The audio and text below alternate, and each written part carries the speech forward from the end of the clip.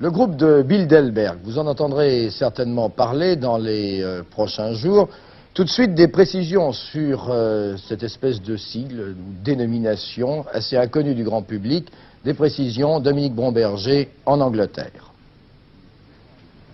Torquay, station balnéaire de 60 000 habitants, sera pendant 3 jours la capitale officieuse du monde occidental.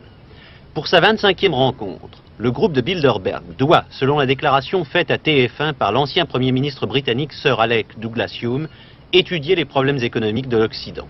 C'est la première fois que cette organisation, jusque-là très secrète, donne une indication, aussi minime soit-elle, sur son ordre du jour.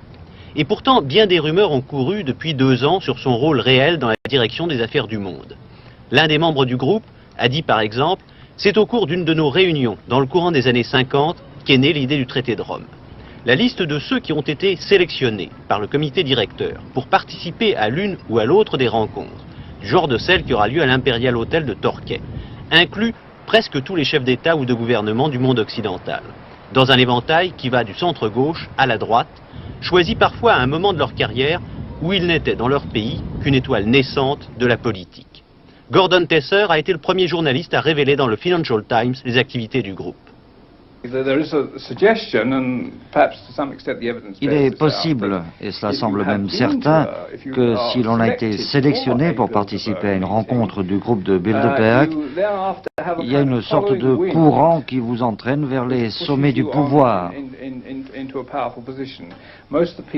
La plupart des gens qui se sont rendus à ces réunions accèdent à des postes de haute responsabilité dans les allées du pouvoir des premiers ministres ou des ministres de haut rang, par exemple.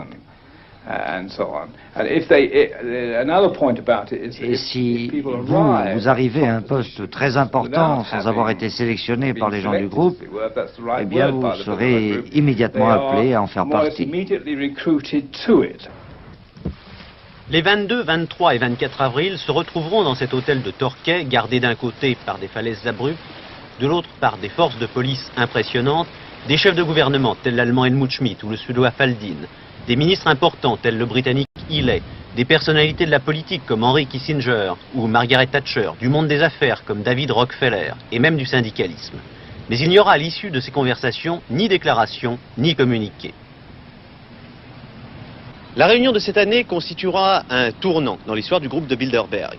Que la date et le lieu de cette réunion aient été connus à l'avance constitue en effet un événement sans précédent, que ce soit à la suite d'indiscrétions voulues ou non. Mais cette constatation ne répond pas à la question essentielle. À quoi sert le groupe de Bilderberg? S'agit-il simplement d'un forum où les grands du monde occidental se retrouvent pour échanger leurs idées et éviter entre eux tout malentendu? Ou bien est-ce un lieu de rencontre où l'on élabore des décisions qui engagent l'avenir du monde occidental? Cela dans le secret et en dehors des procédures normales. TF1 à l'Imperial Hotel, Torquay. Madame, Monsieur, bonsoir. Les personnalités les plus influentes du monde réunies dans le plus grand secret à Genval, dans le Brabant wallon. Chaque année, le groupe Bilderberg se rassemble dans un pays différent pour discuter des grands problèmes internationaux. Des réunions depuis toujours entourées de mystères. À Genval, Grégory Willock et Denis Cockart ont pu apercevoir notamment la reine Béatrix des Pays-Bas. Est-ce que vous avez vu Bill Clinton? Non, non, non. La reine Béatrix? Je n'ai vu personne. Est-ce que c'est la voiture de Bill Clinton? Ah non, pas du tout. Non, non. Celle de la reine Béatrix? Non plus. C'est la voiture de qui? Non plus. C'est la voiture de M. Strauss-Kahn. Hein. Mais voilà, le chauffeur de la reine. C'est vous alors le chauffeur de la reine Béatrix? Non. Et pourtant, regardez qui est au volant de cette limousine, c'est bien notre homme. Il nous faudra patienter quelques minutes et voilà Béatrix, reine des Pays-Bas, en personne. C'est que cette réunion, ici à Genval, est secrète. Je dirais même plus, ultra secrète. Les personnages les plus importants de la planète autour d'une table pour évoquer les grands problèmes du monde, politique, finance, mondialisation ou élections américaines, tout est passé en revue. Les membres du groupe, baptisé groupe Bilderberg, s'engagent ensuite à user de leur influence pour faire respecter ce qui a été décidé. Mais ça, normalement, cela ne doit pas se savoir. Côté belge, c'est Étienne Davignon et Maurice Lippens qui sont présents. On sait que la reine Béatrix des Pays-Bas est là. Est-ce que Bill Clinton va venir?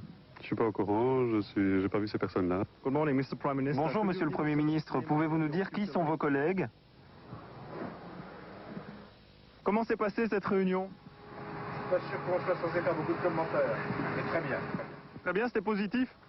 On s'est engagé à ne rien dire. On sait que vous discutez des grands problèmes du monde, ça veut dire quoi en particulier? Est-ce qu'il y a des choses plus... Non, franchement, je peux pas. Bonne chance, quand même.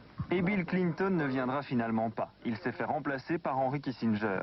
Présent en revanche, James Wolfenson, que l'on voit ici, le président de la Banque mondiale, Javier Solana, le représentant de la diplomatie européenne, les milliardaires Rockefeller et Soros, Giovanni Agnelli, le président de Fiat. Une réunion des personnalités les plus riches et les plus influentes au monde, tout cela à 2 pas de chez vous. Vous savez ce qui se passe? Non, pas exactement, je suppose, c'est le foot qui arrive. Euro 2000. Euro 2000, voilà, c'est ça. Comme quoi parfois, un secret peut être presque bien gardé. Évidemment, ça n'est pas à ignorer. Que savez-vous de l'organisation mondiale Bilderberg, moi je n'en avais jamais entendu parler, qui réunit chaque année les personnages les plus influents du monde? Vous connaissez ça, vous? Non. Bon, ben voilà. Je connais Davos. En direct, je connais la Tricontinentale, je connais Davos, mais je connais pas... Mais en tout cas, je ne connais pas du tout cette organisation, donc je ne dirai rien sur c'est peut-être une invention d'un téléspectateur qui voulait vérifier qu'on nous teste. Je me méfie beaucoup de ces organisations mondiales qui, dans l'ombre, se réunissent et distribuent en quelque sorte les dividendes et les rôles. C'est une vision de complot de l'histoire. C'est paisible, vous êtes peut-être en train de répondre très habilement à une fausse question, ce qui, là, pour le coup, est une grande intelligence. Enfin, ça m'arrange. Les dirigeants français...